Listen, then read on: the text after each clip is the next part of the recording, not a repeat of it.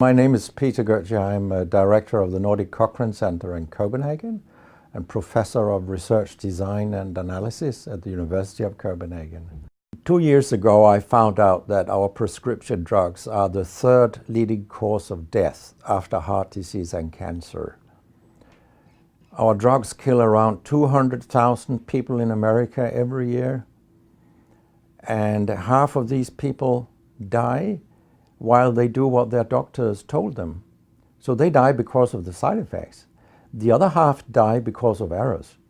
And it's often the doctors that make the errors, because any drug may come with 20, 30 or 40 warnings, contraindications, precautions and so on. No doctor in the world knows about all this. So they give patients drugs that they should not have given them, that interact dangerously with other drugs or food items or so on. And then the patients die. That's the other half. So the other thing I found out 2 years ago was that much of what the drug industry does fulfills the criteria for organized crime in US law. And they behave in many ways like the mafia does. They corrupt everyone they can corrupt. They have bought every type of person, even including ministers of health in some countries. So there is a huge amount of corruption. In my country, for example, Denmark, we are regarded as having very little corruption. But yet we have thousands of doctors on industry payroll, although we are just 20,000 doctors.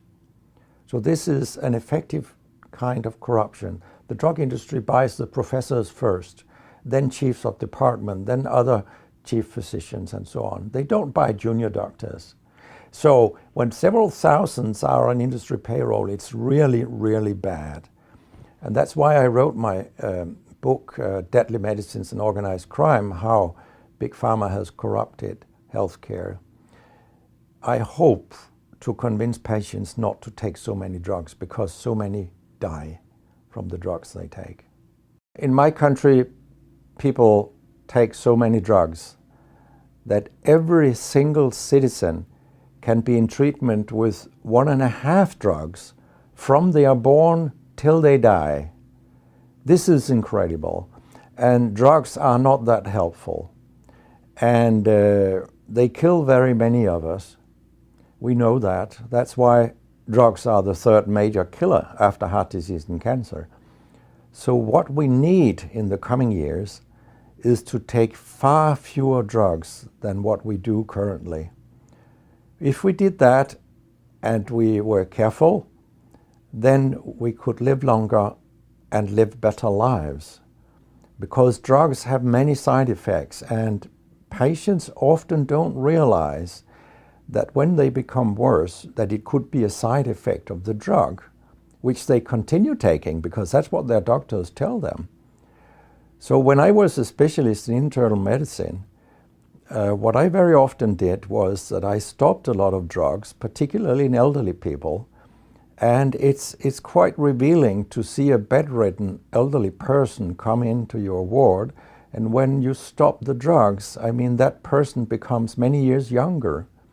And many of these drugs affect the brain, and old people tolerate that very, very badly. They fall, and when they break a hip, 1/4 of them die. And for example, antidepressant drugs are used in more than 10% of our elderly. And they seem to kill 3% of them every year. I mean, if 100 old people take an antidepressant for 1 year, 3% of them will die because they fall and break their hip. This is a huge death rate.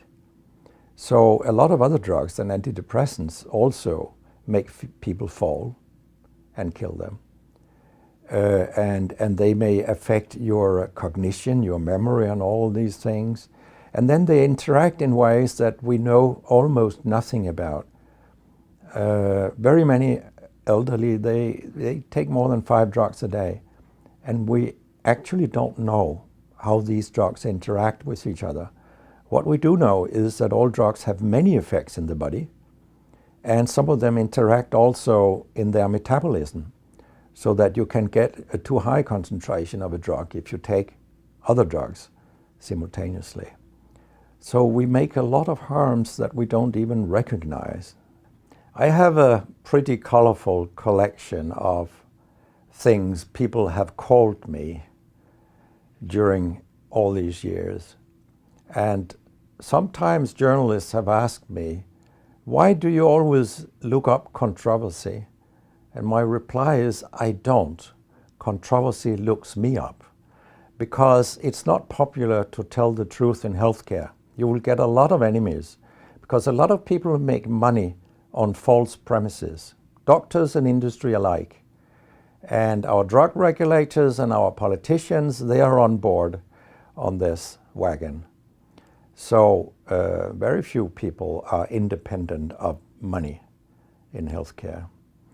And of course, I have attacked a lot of holy cows during my career, and people have screamed loudly.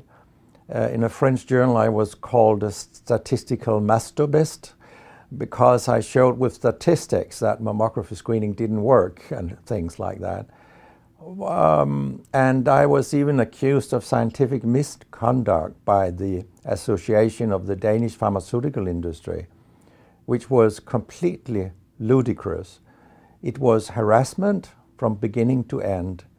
They came with vague arguments that we cannot recognize the conclusions in your study, and they could have come up with numbers and said, these numbers are wrong. They didn't do anything. It was only harassment.